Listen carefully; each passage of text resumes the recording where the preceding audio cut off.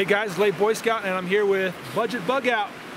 BudgetBugout is a great YouTube channel that you all should subscribe to and check out. In fact, why don't you introduce your channel briefly? Okay, so BudgetBugout is sort of how the name implies. It's a budget-minded or value-centered type of mindset when it comes to preparedness and survival.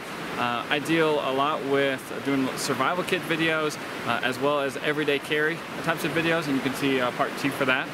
And I also do some fun videos revolving around the zombie apocalypse craze, and I do some fun survival kits with those. And we all love that kind of stuff, so you ought to check out his channel and subscribe to some of that. Today we're going to do 2 videos for you here in part 1. We're going to start with 5 questions for BudgetBugout. And then after that, we're going to get into a pocket dump where he's going to show some of the stuff he's carrying today and some of the EDC gear he likes. But first, let's get into 5 questions. Okay, 5 questions for BudgetBugout. This will help you guys get to know him a little bit better and also kind of, I don't know, get some information out there, hopefully. Yeah, maybe I can share something that you've always wanted to know. Maybe some of my subscribers or some of your subscribers. I hope so. Hopefully that happens. Yeah, I hope so. Question number 1, BudgetBugout. Your channel has grown pretty fast. Looking at your stats, I saw that you started around 2 years ago. Right. And you have close to 30,000 subscribers right now, right, with about 2.3 million video views in total. That's pretty impressive. So, what has been your strategy for success in regards to that, and is there a key practice that you would suggest others follow? Well, sure. Well, I appreciate you having me on, by the way. Thank you very much for this.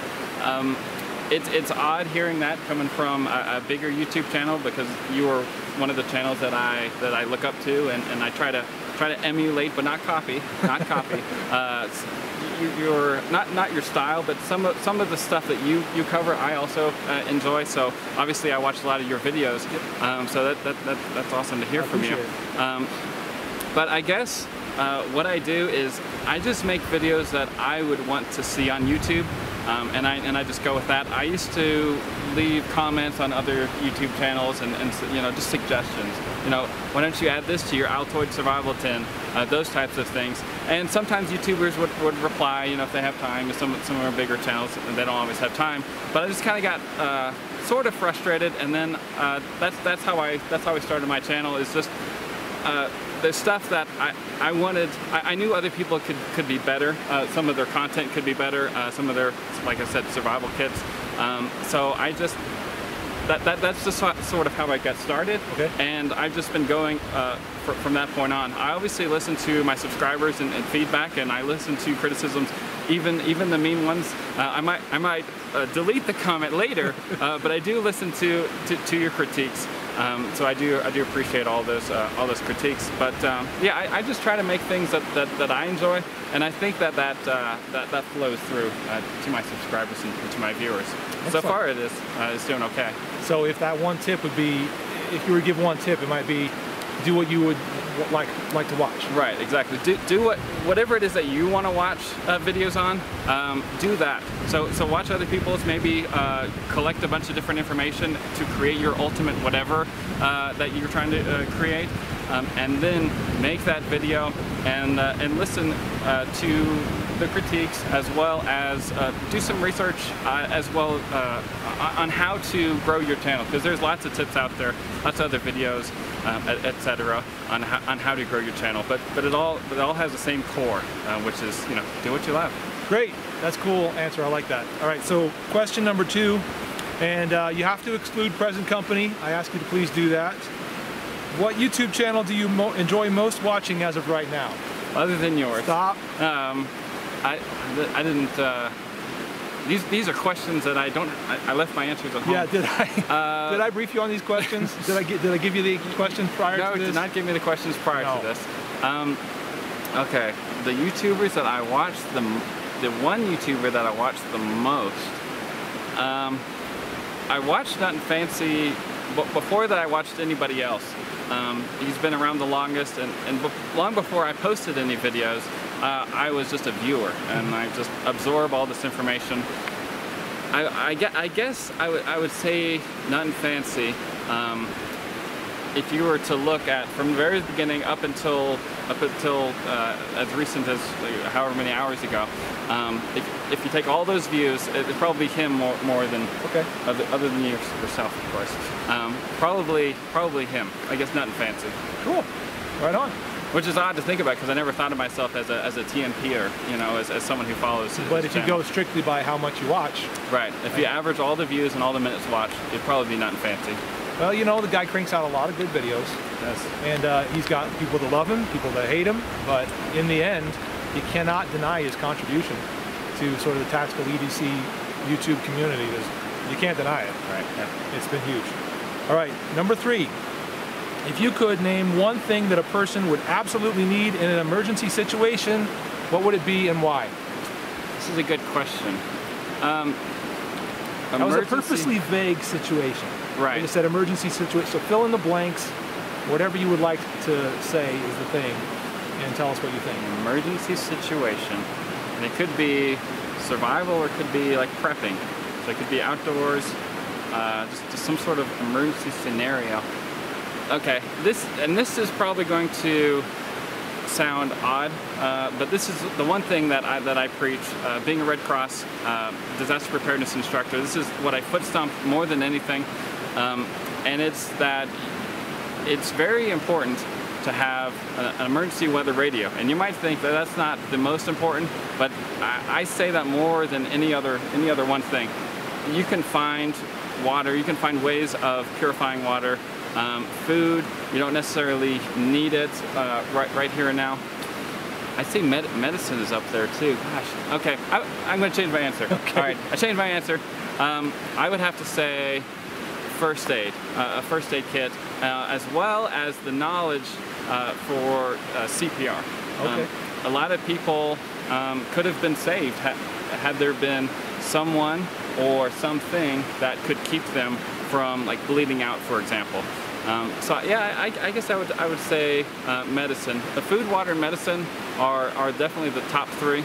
I guess just one of those. One thing that I just like to highlight though is emergency weather radio is important, especially from where I'm from, which is Tornado Alley. If you lose your power, which often happens in disasters, sometimes you can't turn on the TV and see is the tornado coming or is there all clear sounded or what's going on. But emergency weather radio can help out a lot. But I guess medicine it can kill you faster than anything if you're in a dire situation. Wow. It is a hard question. It's so broad and so general. Yeah, if there's so many that you need.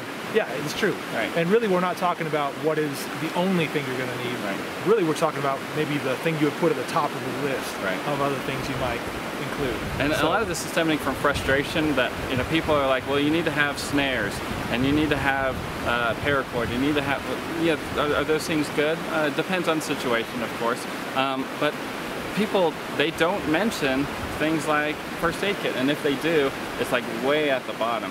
There's a lot of people who have medical issues that they need a first aid kit to kind of stay alive. I have like not necessarily pills, but little medicine trinkets that I keep on me just in case something happens to me or something happens to someone else. Things like Benadryl and aspirin, just in case someone has some sort of allergic reaction or someone has a heart attack. Those are just good things to have and to give to people. Even if it's not yourself, it could be a stranger or a loved one. Yeah, very, very good point. Very good point. You're rarely really alone in an emergency situation. I mean, it could be if you're in a backwoods scenario or something like that, but in a lot of other emergency situations, you're either surrounded by people who will also need help, or you are the one that has to help your family or something like that. So, yeah, that's a great point. Really good point. Okay, we are on to question number 4, right? Yes. Question number 4. For Budget Bug Out, what aspect or aspects do you most look for in an EDC knife and why? That's a good question. All of these are great questions. For everyday carry knife, just one aspect? Not necessarily. It could be a few aspects. There's several things that I look for, things that I like, and a lot of people don't mention like finger grooves. So like, for example, this is a little teaser, but paramilitary too. it's got a nice little finger groove. It also has a finger choil that you can kind of choke up on, and we'll see a little bit more of that a little later. But I like having an ergonomic handle, and if a handle can also fill your hand, like, you know, palm swell, sort of like a griptilian. Those are things that I really like. I like knives that I can use for a long period of time and it won't hurt my hand. Because you can really take anything, you can take a razor blade and use it, but if you're going to use it every day, you want it to be comfortable. And that's kind of what I look for, is a way for the handle to be comfortable in grip and not to slip. I know Nothing Fancy would say jimping probably, but I don't think that that's as big of an issue for me. Maybe just because I hold the knife different. I'm not sure, but I would say the handle. Yeah, I'd say the handle. The handle is probably the thing that, if you had to pick one thing, that would be the thing that you look for. That's one of the things I look for, because there's a lot of good knives, there's a lot of good steels, there's a lot of good designs for the blade, and I like all of those things, but I don't do one thing often enough to say I need a blade that looks like this, that has a big belly, or that has a clip point, or a drop point, or a swedge, or, you know, things like that. Those things are cool, and I rotate all of those throughout my system.